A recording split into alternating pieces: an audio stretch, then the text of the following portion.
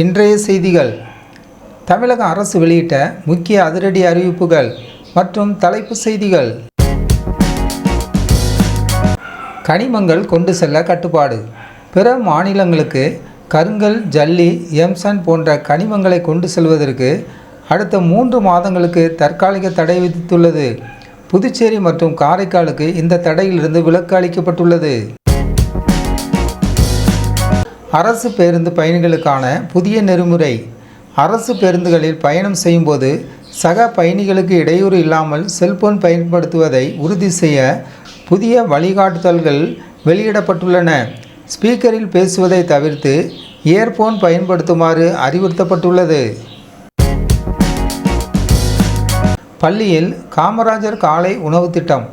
அரசு மற்றும் அரசு உதவி பெறும் பள்ளிகளில் காலை உணவு வழங்கும் ஒப்பந்ததாரர்களுக்கு புதிய நிபந்தனைகள் விதிக்கப்பட்டுள்ளன. உணவின் தரம், அளவு மற்றும் குறித்த நேரத்தில் வழங்குவதை உறுதி செய்ய 3ஆம் தரப்பு ஆய்வு மேற்கொள்ளப்படும். திருவண்ணாமலை சிறப்பு ரயில். பௌர்ணமி கிரிவலத்தை முன்னிட்டு இன்று விழுப்புரம், திருவண்ணாமலை இடையே சிறப்பு ரயில்கள் இயக்கப்படுகின்றன. பிளாஸ்டிக் ரூபாய் நோட்டுகள். நாட்டின் பணப்புழக்க வரலாற்றில் முதல் முறையாக 10 மற்றும் 20 ரூபாய் மதிப்புடைய பிளாஸ்டிக் நோட்டுகளை சோதனை முயற்சியாக அறிமுகப்படுத்த மத்திய அரசு ஒப்புதல் அளித்துள்ளது. உள்ளூர் விடுமுறை. ஆடிப்பெருக்கு மற்றும் தீரன் சின்னமலை நினைவு நாளை முன்னிட்டு வரும் ஆகஸ்ட் 3ஆம் தேதி சேலம் மற்றும் தருமபுரி மாவட்டங்களுக்கு உள்ளூர் விடுமுறை அறிவிக்கப்பட்டுள்ளது. அறநிலையத்துறை மறுசீரமைப்பு. இந்து சமய அறநிலைத்துறையில் 2 புதிய IAS பணியிடங்கள் உருவாக்கப்பட்டு வட மற்றும் தென் மண்டலங்களாக பிரிக்கப்பட்டு கூடுதல் ஆணையர்கள் நியமிக்கப்பட்டுள்ளனர். கேரள சிறப்பு ரயில். ஓணம் பண்டிகையை முன்னிட்டு சென்னை சென்ட்ரலில் இருந்து சேலம் வழியாக கொல்லத்திற்கு சிறப்பு ரயில்கள் இயக்கப்பட உள்ளன. வானிலை ஆய்வு. மேற்கு தொடர்ச்சி மலை மாவட்டங்களில் மிதமான மழையும் தமிழகத்தின் பிற பகுதிகளில் லேசான மழைக்கும் வாய்ப்புள்ளதாக வானிலை ஆய்வு மையம் தெரிவித்துள்ளது.